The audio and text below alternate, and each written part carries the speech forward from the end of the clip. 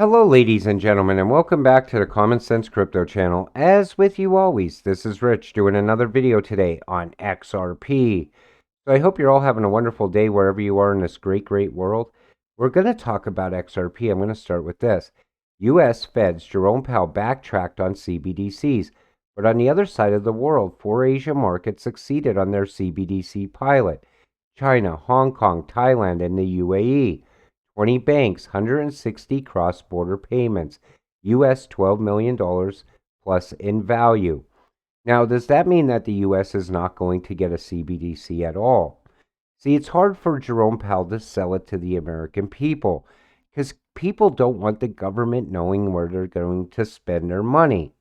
Now, he also said it has to go through Congress, and Congress isn't going to pass a CBDC. They're going to say it's not in the best interest of the American people. So does that mean that the U.S. doesn't get a CBDC and XRP won't be used at all in the U.S.? Absolutely not. Let's take a look. So debt markets are shaking, so hello CBDC and instant payments, FedNow, for example, distribution of disaster, emergency, or other payments. So let's take a look at this. To promote safe and affordable financial services for all, the administration plans to take the following steps.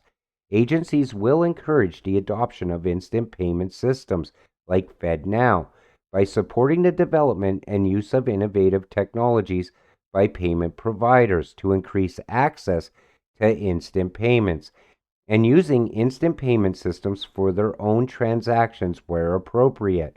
For example, in the context of distribution of disaster, emergency, or other government to consumer payments. There you have it. At some point, we are going to go into a state of emergency where all of a sudden they have to release a CBDC.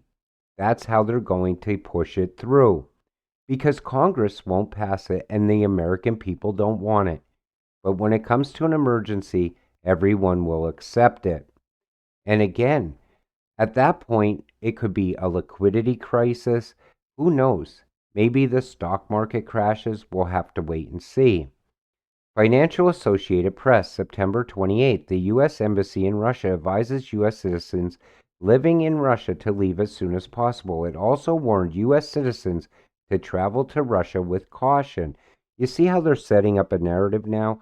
All of a sudden, people are living in fear. They're like, oh, there's going to be a nuclear war. That's not even going to happen. It's a narrative that they're playing to keep you distracted, keep you fearful. You need to stay awake because this is all about finance and currency. We're in a currency war right now. Financial security is not guaranteed in today's world. With the US dollar in serious jeopardy of losing its position as the world's reserve currency, Americans should begin to focus on safer investment strategies. And again, that's why we invest in crypto. You have to create your own financial future. You can't rely on government social security in the future. You can't rely on an employer in the future. You have to create your own financial freedom.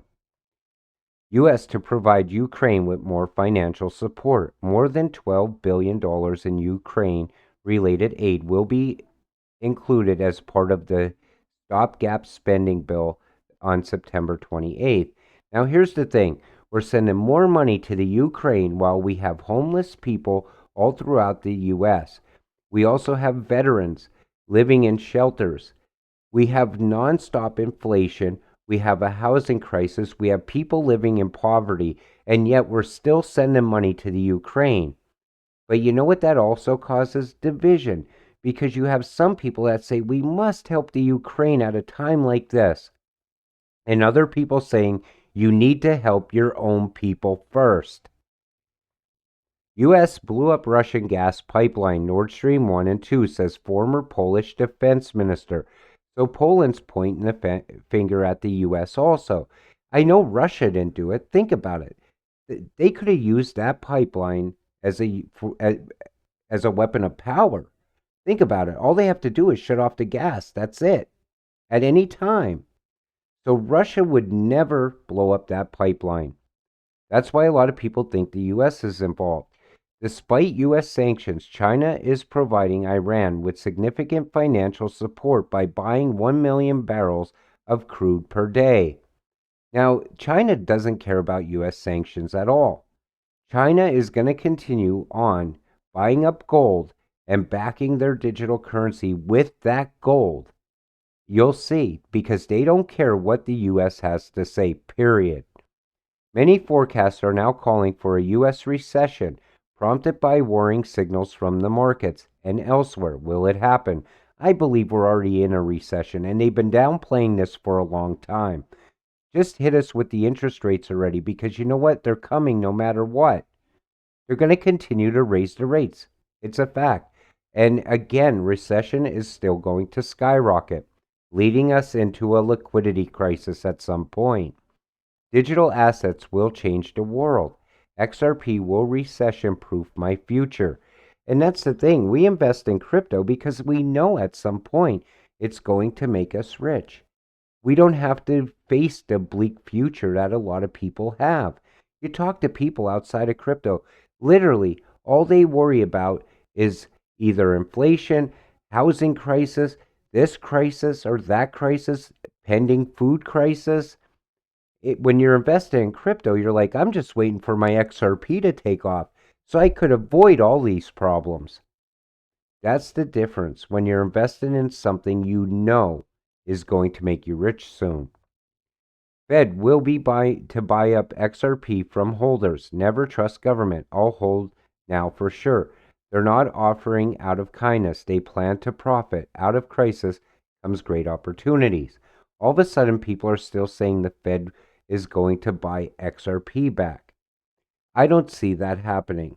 The reason I say that is because, number one, Brad Garlinghouse has said they've been buying up XRP off exchanges and using it for on-demand liquidity. Ripple has been buying it and handing it out to their partners.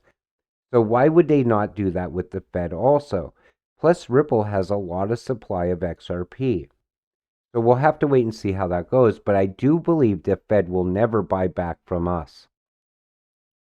Then there's this. Yellen says markets function well, conditions not disorderly.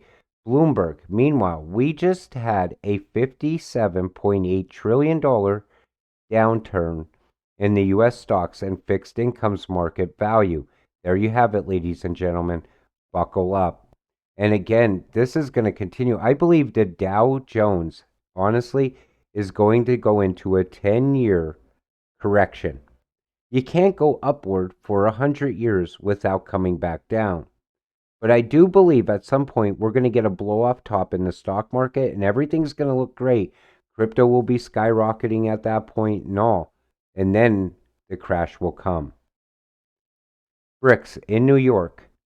So BRICS meeting in the heart of the United States financial capital. And this just happened on the 24th. So think about it like this, okay? Why were they there? There's a lot of speculation around this. People say they went there and met with Ripple for on-demand liquidity. Others say they went there and informed the U.S. that they're pulling out of the U.S. dollar. Whatever the case may be, it's just strange at a time like this that the BRICS would be in New York. Russia to launch Cbdc soon, focusing on mutual settlements with China. Report with an eye on mutual settlements with China. Russia to launch Cbdc early next year. So we know XRP will most likely be the trust layer between Russia and China, because we already know XRP is involved with India and Brazil and South Africa. So you could almost bet that China and Russia will adopt it also. Now, here in the U.S., as this goes on, we have to do something to keep up, especially if they back their digital currencies by gold, because that is it. We have to do something at that point to even stay in the game, because the U.S. dollar is literally backed by debt and empty promises at this point. It's just paper. All those people who ever tell you that crypto is monopoly money while they're holding fiat, they need to reevaluate the fiat that they hold, because I think big things are going to come down very soon as far as the financial markets. And I do believe at some point the US dollar is definitely going to crash. So we'll keep an eye on all of this. But again, It looks like something is going to usher in that new FedNow CBDC at some point. It has to be an emergency.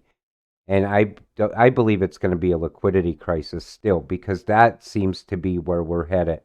With that said, I'm going to wrap up today's video. I want to thank you all for watching. We'll see you in the next one. Have a great night.